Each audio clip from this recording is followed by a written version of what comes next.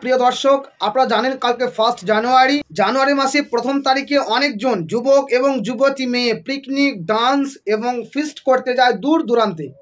তো আপনাদেরকে একটা কথা আমি রিকোয়েস্ট করব, আমি বার্তা দেব সেই বাপ মাদেরকে, যেই বাপের সন্তান আছে যুবক এবং যে মায়ের এবং যে বাপের যুবতী মেয়ে আছে, সেই বাপ মাদেরকে আমি সতর্ক বার্তা দেব যে আগামীকাল 1 জানুয়ারিতে আপনাদের ছেলে মেয়েকে কোথাও যেতে দেবেন না। কীরকম?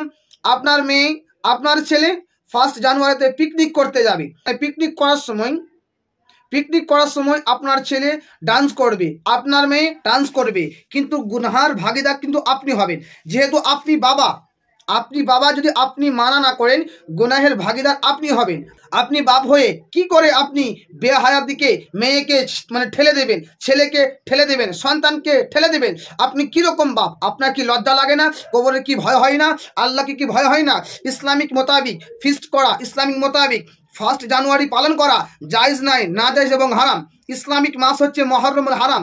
আপনার মহররমুল হারামের দিকে ধ্যান নেই, কিন্তু 1 জানুয়ারি এবং ফেব্রুয়ারি মাসে মুসলমানের জন্য মুসলমানরা বেশি প্রাধান্য দেয়, বেশি প্রাধান্য দিয়ে থাকে। কিন্তু না, আপনার রব্বুল আলামিন, রব্বে কায়নাত ইসলামিক নিয়ম, ইসলামিক মাস দিয়েছে, সেই ইসলামিক মাসকে ফলো না করে আপনি 1 জানুয়ারিকে ফলো করছেন। কিন্তু না, রব্বে কায়নাত যেগুলো হারাম করেছে সেগুলো আমাদেরকে মানতে হবে। কাল কিয়ামতের দিনে আপনি কি করে জবাব দিবেন? কি জবাবদিহি করবেন রব্বে কায়নাতের কাছে?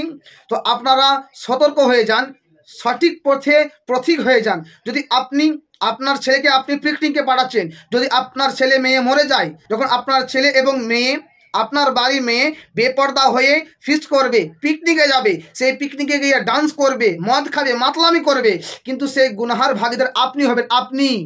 আপনি বাপ হয়ে আপনি মেয়েকে কি করে বেহায়ার দিকে ঠেলে দিতে পারেন? আপনি বাপ না, আপনি বাপ নামে কলঙ্ক।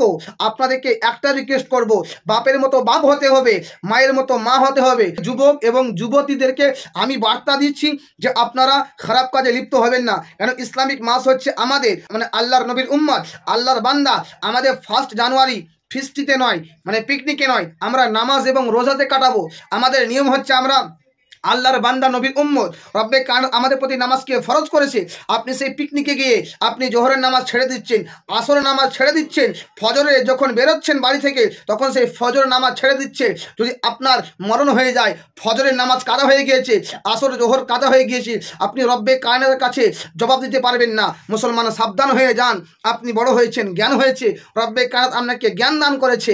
মুআজ্জা সামান হাজরাত, খারাপ দিকে না গিয়ে রব্বে কায়নাতের পথে আসুন। রব্বে কায়নাত যেগুলো দিয়েছেন, ইহদিনাস সিরাতাল মুস্তাকিমের পথের পথিক হয়ে যান। যদি আপনি রব্বে কায়নাতকে রাজি করতে পারেন, খুশি করতে পারেন, রব্বে কায়নাত যদি খুশি হয়ে যায়, আপনার সব কিছু হয়ে যাবে। যদি মরার পরে আপনি জান্নাতি যদি হয়ে যান, তো আপনি সব কিছু মজা, সব কিছু জান্নাতে করতে পারবেন। রব্বে কায়নাতকে ভয় করুন। আপনাদেরকে শেষ বার্তা দিচ্ছি, এখনকার দিনে যে মা এবং বাবা ছেলেদেরকে, যুবক যুবতীদেরকে পিকনিকে এবং ফিস্টি করার জন্য টাকা পয়সা দেয়, আমি বলবো সে বাপ হতে পারে না, সে মা হতে পারে না, সে মা এবং বাবা নামে কলঙ্ক।